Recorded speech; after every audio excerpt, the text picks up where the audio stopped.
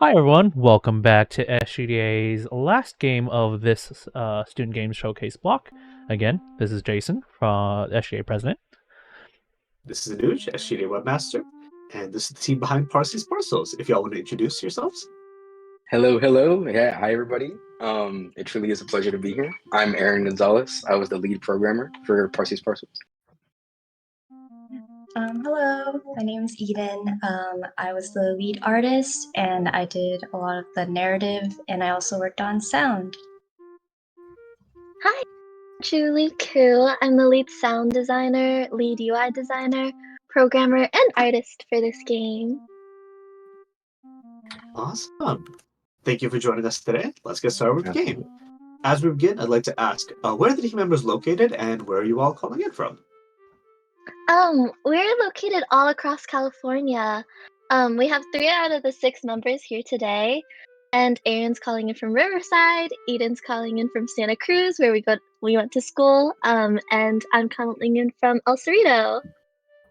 Awesome. I think the officers are also from California, so that is Ooh, with very the nice. California game ending for this jam.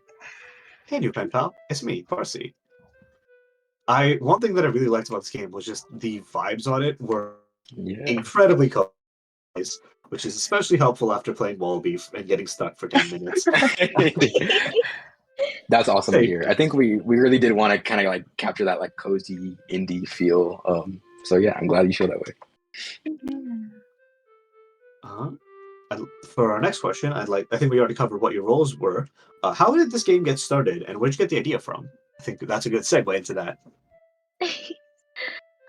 We wanted to make something that resonated with our childhood, and from that we thought about like cool math games and Girls Go games, if y'all remember those Flash games, and just like the little short games we would always play. And from there we realized we wanted to create a bunch of little mini games and incorporate a bunch of ideas into a larger game, which was kind of inspired like a WarioWare-esque game. And as we continued creating the mini games, and like through the male mouse named Parcy, we realized that it was missing something, and it was self-care. We wanted to incorporate and emphasize self-care as our male mouse went through his workday to bring like awareness that to be a healthy and happy male mouse, you need both, and to be a healthy and happy person, you need both. Yeah. Yeah. Let's see. Web, grab the parcel. Which one is this? Wait. How does this one work? There we go. Oh, I see. Yeah. I understand now. He said understanding very little. For what part of the game are y'all most proud of? I'll get it next time. You were close. I've never seen that Yeah. strategy of putting it all around the big one. That was good. Like That a was a unique spiral. approach. Would you mind repeating the question? What part of the game are y'all most proud of? I think that I don't want to speak for everybody, but I think I'm most proud of just like how far we came as a team. This was our first game design project and first like kind of like foray into game development. So I'm just proud of like all the progress that we made and how we started as like this little ragtag group of people who didn't really know what they were doing, and we kind of ended the quarter with something that is pretty presentable and pretty polished. So yeah, I'm pretty proud of that. Definitely. I think the game is a lot of fun. I know a lot of us played it after after getting perhaps a bit. This is a appropriate order because after getting frustrated Wallby, you can play this game. Yeah, it's nice chill vibes. Yeah. How has the game changed over time in terms of the original idea? Yeah. So, like we said, we originally thought of like all of the little games. We were thinking of like Warioware kind of, where it's like micro games that are really fast.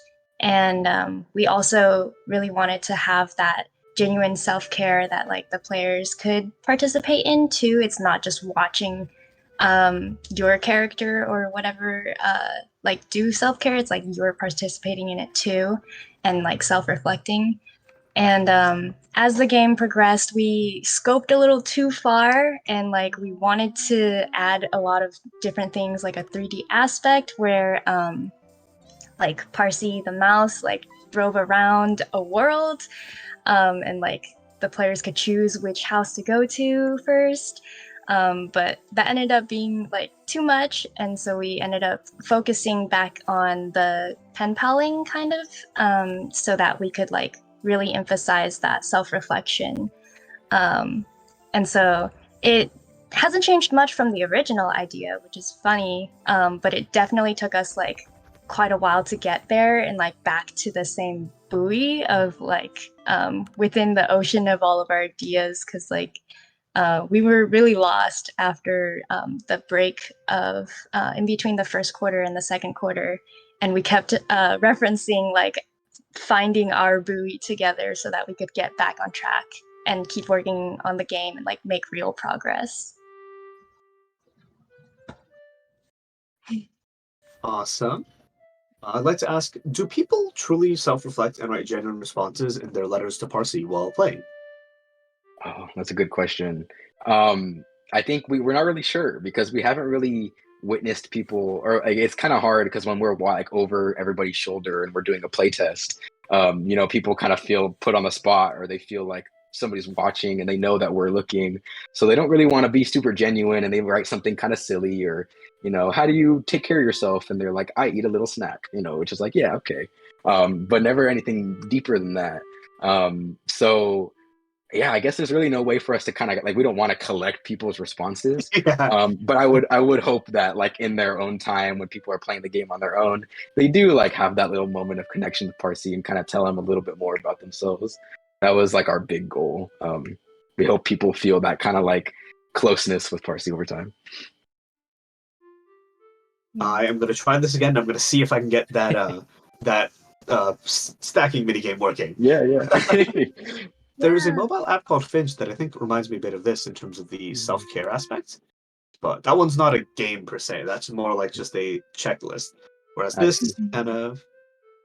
I also really like these little letters. They feel very...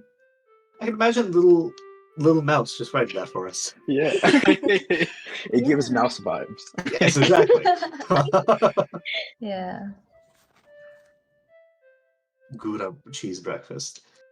Let's see. Do you have any plans for the game's future development? I think yeah. Yeah. We did again with like the scope stuff. There's like things that we might want to visit, and like with like the 3D stuff. And funnily enough, like talking about saving the players' letters, there was a lot of player feedback about wanting to see like other people's responses. And I think it'd be really cool if we were able to like collect that in some way and like post it somewhere, or we had talked about the game The First Tree, if anyone's heard of it. Yes. I don't want to spoil anything really. But there's kind of like, yeah, there's like that aspect of seeing like other people have interacted with this game, and like I think it'd be really cool to somehow incorporate that. But Yeah, definitely. I think if we wanted to, or if we were to go on, we would definitely double down on the little like pen pal kind of situation, because it'd be really nice if people's pen pals were other players, and we could connect players to each other and do something with that. That'd be really interesting. Maybe yeah, something asynchronous multiplayer, if you can get that working. But that's a whole thing. Yeah. No, that'd be awesome. We'll add it to the list. Let's see. What other questions do we have? What was the most difficult part of development? Again, it was the scoping issue, and having that like break in between. I think it really, because we were going really strong for the first quarter, and like we had a lot of ideas at the end that we were like, okay, we can just push it to the next quarter and we'll be okay.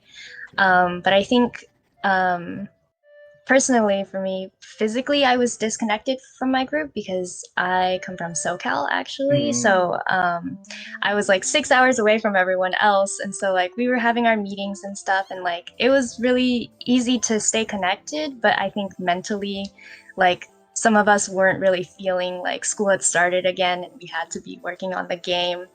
And so it kind of felt like it was really hard to push ourselves back in. And again, with like the buoy analogy, like we were all like swimming in our own areas of the ocean. Right. Yeah. I have. But once, yeah, sorry. I know. I've developed a new strat of using my index fingers and just tapping. Yeah. Yeah.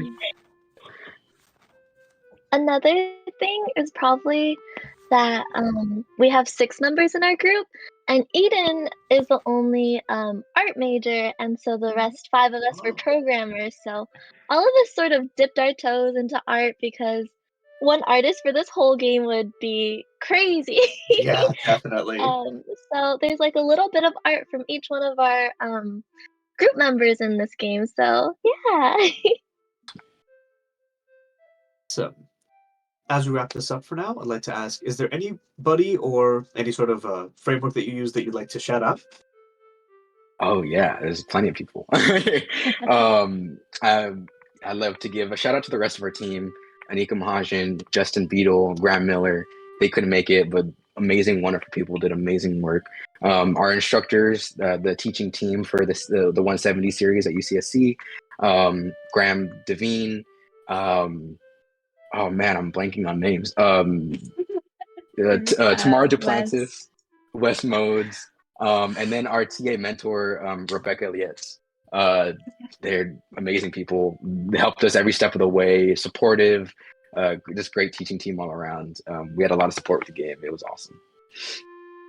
Awesome. Thank you so much for being our final game for today. Absolutely. Thank you for having us. It was really good having you. Thank you you all for coming by and watching us for the second day of the SGDA Summit. Any other year, this would have been the final day, or this would have been technically the final day since it's the second, but tomorrow we've got another upcoming round of great micro talks, panels, and even more games to showcase. Thank you to everybody who's been viewing, all of our speakers, and our game showcasers, and we'll see you all tomorrow. See ya. Thank you. Thank you.